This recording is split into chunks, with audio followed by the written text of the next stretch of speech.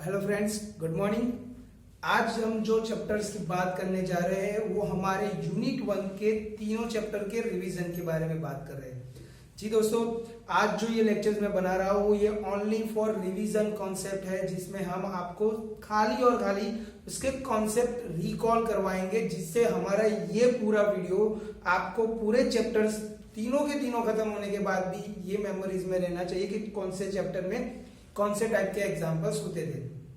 तो दोस्तों, सबसे पहले बात करते हैं कि यूनिट 1 के अंदर 3 चैप्टर थे। चैप्टर नंबर 1 था इनडिटरमिनेट फॉर्म। उसके बारे में बात करते हैं सबसे पहले कि इनडिटरमिनेट फॉर्म के अंदर क्या होता है। तो हमें पता ही था कि इनडिटरमिनेट फॉर्म यानी कि ऐसे दो नंबर्स या तो ऐसा एक एग्जाम्पल जिसके अंदर हम आंसर्स डिफाइन नहीं कर पाते हैं, यानी कि अगर ये 0 भी हो सकता है या तो नीचे यानी कि न्यूमरेटर भी 0 हो सकता है और डिनोमिनेटर भी 0 हो सकता है। तो ये दोनों 0 है, तो कहां से हम आंसर प्रिडिक्ट कर पाएंगे? तो इसके लिए हमने पूरे इनडिटरमिनेट फॉर्म के अंदर एक कॉन्सेप्ट अप्लाई किया था, which is a L'Hopital rule. तो लॉपिटल रूल ये बोल रहा था कि if limit x tends to a then f dash of x upon g dash of x, यानी कि हमारा कोई भी function limit x tends to a f of x upon g of x है, जो ये 7 फॉर्म में से कोई भी एक फॉर्म बन रहा है, then we apply L'Hopital rule. तो उसके अंदर सबसे पहला फॉर्म आता था 0/0, यानी कि आपको ये सबसे पहले करना क्या है, ये चैप्टर के अंदर सबसे पहला हमारा फोकस होगा लिमिट के ऊपर कि लिमिट एक्चुअल में क्या है, लिमिट x टेंड्स टू क्या दिया है, वो जो x टेंड्स टू दिया है उसे हमें f ऑफ x में रखना है और g ऑफ x में रखना है। देन आफ्टर ये दो वैल्यूज अगर 0/0 होता है तो then you apply L'Hopital rule.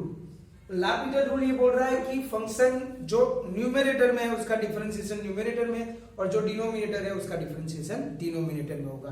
Then वो जो नेक्स्ट स्टेप, अब नया स्टेप जो बना हमारे पास स्टेप 2, उसमें वापिस से हमें x टेंड्स टू a यानी कि x टेंड्स टू जो वैल्यूज दिए उसे रखना है। Then again you check it's happen और नॉट, यानी कि ये 0/0 बन रहा है कि नहीं बन रहा है। अगर बन रहा है देन वापिस से हमें ये अप्लाई करना है, that's again you apply L'Hopital rule.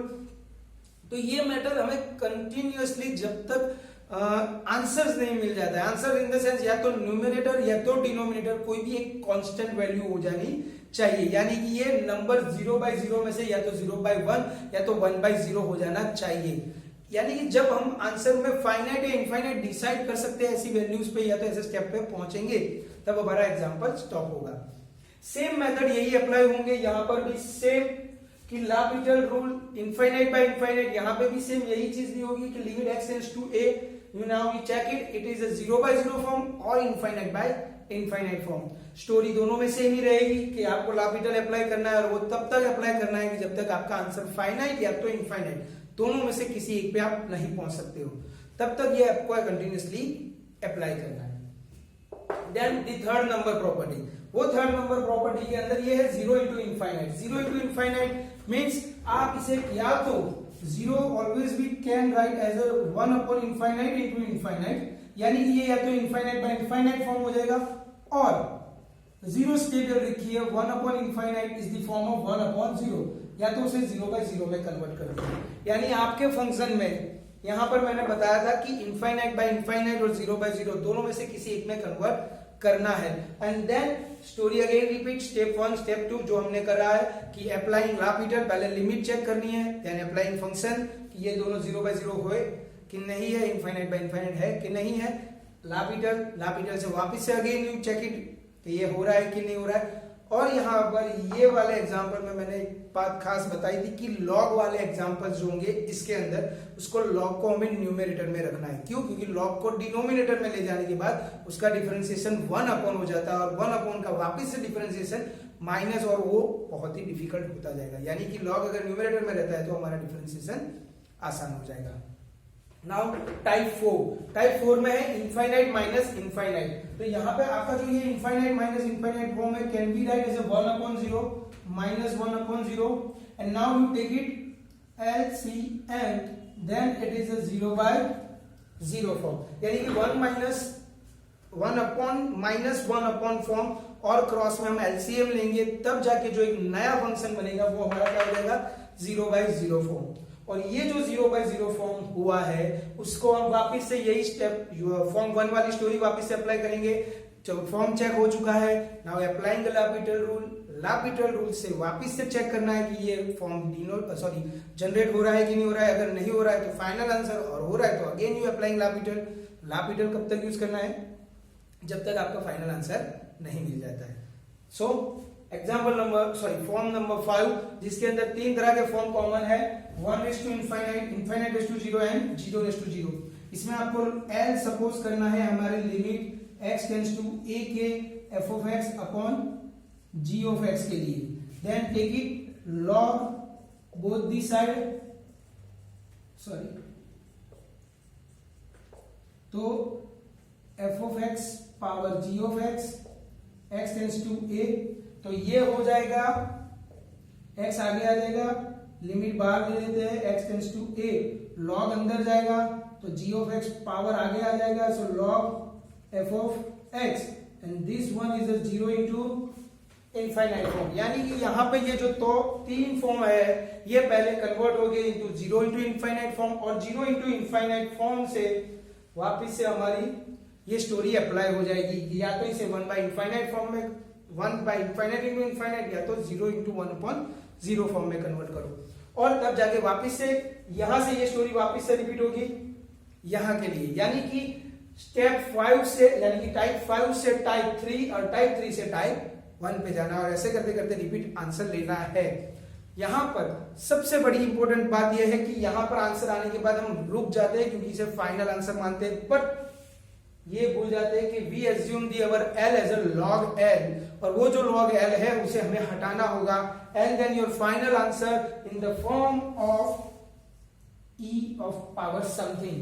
e के पावर में कुछ ना कुछ जरूर आएगा। क्यों? क्योंकि हम वहां से log हटा देंगे, यानी कि आपका यहाँ का फाइनल आंसर होगा e के पावर के फॉर्म में। दोस्तों ये था चैप्टर 1 का रिवीजन। अब बात करते हैं हम चैप्टर 2 के अंदर। चैप्टर 2 में था हमारा इम्प्रॉपर इंटीग्रल। तो इम्प्रॉपर इंटीग्रल यानी क्या? तो उस वक्त भी मैंने बताया था कि इम्प्रॉपर इंटीग्रल यानी कि इंटीग्रेशंस का कोई प्रॉपर मीनिंग नहीं हो रहा है, या तो फिर इंटीग्रेशन प्रॉपरली नहीं हो रहा है। तो यहाँ पर इंटीग्रेशन प्रॉपरली नहीं होने के 3 काइंड दिए हुए थे। That's one in the first kind, या तो हमारे इंटीग्रेशन के लिमिट्स यहाँ पे है a टू इनफाइनाइट। यहाँ पे भी 3 टाइप के लिमिट्स होते थे, या तो अपर लिमिट हमारा इनफाइनाइट होगा, या तो लोअर लिमिट इनफाइनाइट होगा, या तो दोनों लिमिट्स इनफाइनाइट होंगे। तो यहाँ पर हम क्या करेंगे, अगर कोई भी एक लिमिट हमारा, सपोज हम यहाँ पे 1 पे अप्लाई कर रहे हैं, so now you assume this infinite as a b and convert it into proper form, then you find out the integration. If otherwise in this form you assume a tends to minus infinite where a to b, now that's one is the proper integral. Now in the third one, minus infinite, it's behave like limit a tends to minus infinite a to 0। यहां पे मैं direct बता रहा हूं कि यहां पे उसका एक मिड पॉइंट निकलेगा, 0 से हमें उसको इंटीग्रेशन सेपरेट करना है। Then 0 minus infinite to 0 and 0 to infinite, जिसमें minus infinite we assume that a plus infinite we assume that b, which is, अब यहां पे ये दोनों प्रॉपर इंटीग्रेशन हो गए, ये 1। सो यहां पर हमारा ये काम हो गया कि हमने इंटीग्रेशंस के लिमिट्स को प्रॉपर करके इसका इंटीग्रेशन निकाल सकते हैं। मीनिंग ये नहीं है कि इंटीग्रेशंस प्रॉपर या तो इनफाइनाइट थे तो उसका आंसर इनफाइनाइट ही होगा। कई बार फाइनाइट भी हो सकता है और इनफाइनाइट भी हो सकता है। इसे प्रॉपर नहीं करोगे और फिर भी इंटीग्रेशंस निकालोगे, आंसर वही आएगा। बट जो हमारे बेसिक और फंडामेंटल्स है वो हमें यही सिखाते हैं कि जब तक इंटीग्रेशंस के लिमिट्स प्रॉपर नहीं होते हैं हम इंटीग्रेशंस नहीं कर सकते हैं। सो इसे बाय द मेथड और फॉर द फंडामेंटल इसे इंटीग्रेशन को इम्प्रॉपर से प्रॉपर बनाना पड़ेगा। नाउ सेकंड काइंड के बारे में बात करते हैं। तो सेकंड काइंड में हमें ये बताया था कि इंटीग्रेशन के लिमिट्स तो प्रॉपर होंगे, बट वो लिमिट्स की वजह से जो ये फंक्शन है वो क्या हो जाएगा हमारा डिसकंटिन्यूअस, यानी कि इनफाइनाइट हो जाएगा। और उसी वजह से सेम यहाँ पे सपोज हमारे a की वजह से ये इनफाइनाइट या तो डिसकंटिन्यूअस हो रहा है, देन यू एज्यूम b की वजह से हो रहा है सपोज, तो ये पे limit b tends to infinite, यहाँ पे इसको b को प्रॉपरली बना देंगे। अगर a की वजह से हो रहा है then a assume that is c, and अगर दोनों की वजह से हो रहा है तो ऐसी उसी तरह से पार्टीशन करेंगे, जिसमें C1 और C2 का पार्टीशन हमने दिखाया था, आप लोगों को याद होगा। तो यहां पर हम फंक्शन के जिस वैल्यू की वजह से, क्योंकि अपर और लोअर दोनों लिमिट्स की वजह से ये डिसकंटिन्यूअस हो सकता है, या तो दोनों में से किसी और एक की वजह से हो सकता है, तो जिसकी वजह से ये डिसकंटिन्यूअस हो रहा है उसे C एज्यूम करना है और उसी जगह पे C रख के उसका इंटीग्रेशन निकाल के वापस से वैल्यू रिप्लेस करनी है। Third kind is the combination of first and second kind. उसका एक एग्जांपल करवाया था जिसमें प्रॉपर लिमिट्स भी नहीं होंगी और फंक्शन भी डिसकंटिन्यूअस होगा, जिसमें दोनों जगह पे हमें C एज्यूम करना है, C1 and C2, and after integration you will replace your C1 and C2। Then after limit of the convergence, जहां पे हमें टेस्ट द कन्वर्जेंस करके चेक करना था कि ये कन्वर्जेंस कैसे हो रहा है कि नहीं। जिसका दो मेथड था, एक डायरेक्ट कंपैरिजन टेस्ट और दूसरा था limit comparison test.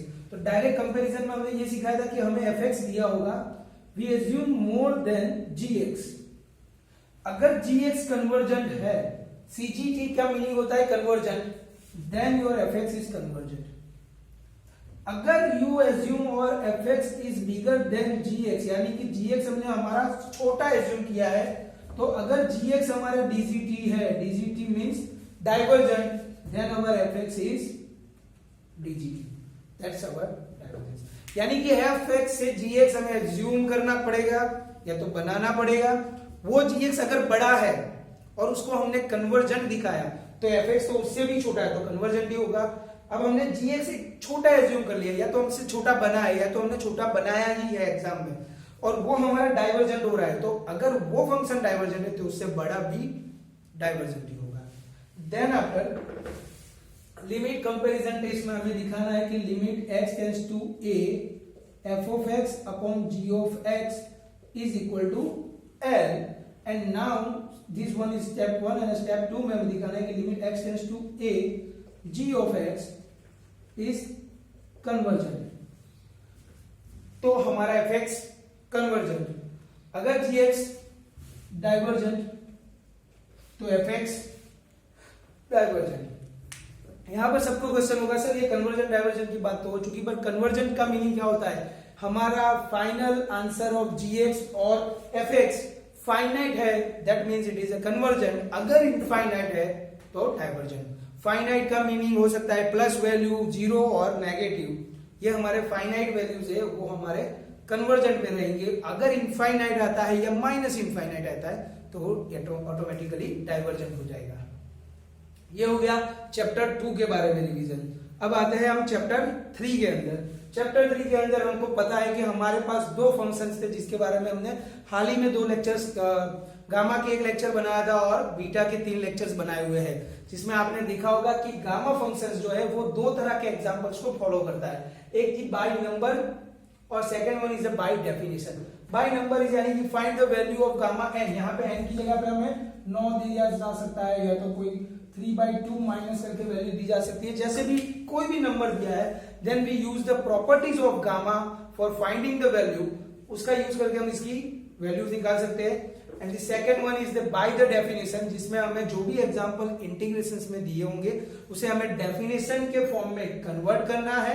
And then after we write down this one is the gamma n, and gamma n से we applying the find the value type properties and we use the or achieve the final answer।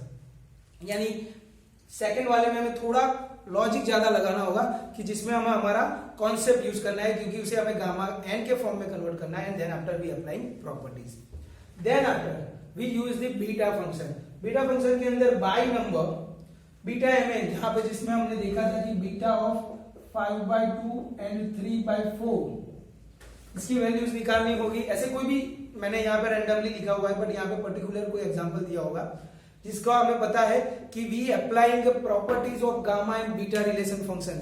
Beta के अंदर सबसे ज्यादा gamma and beta relation functions की properties का use होगा, जिससे ये वैल्यूज मिलेगी। Then second type is a definition function which is 0 to infinite x raised to m minus 1, 1 minus x raised to n minus 1 dx। यहाँ पर जो by definition वाले एग्जांपल होंगे उससे हमें जो भी इंटीग्रेशन फॉर्म दिया होगा उसको बाय डेफिनेशन फॉर्म कन्वर्ट करना है।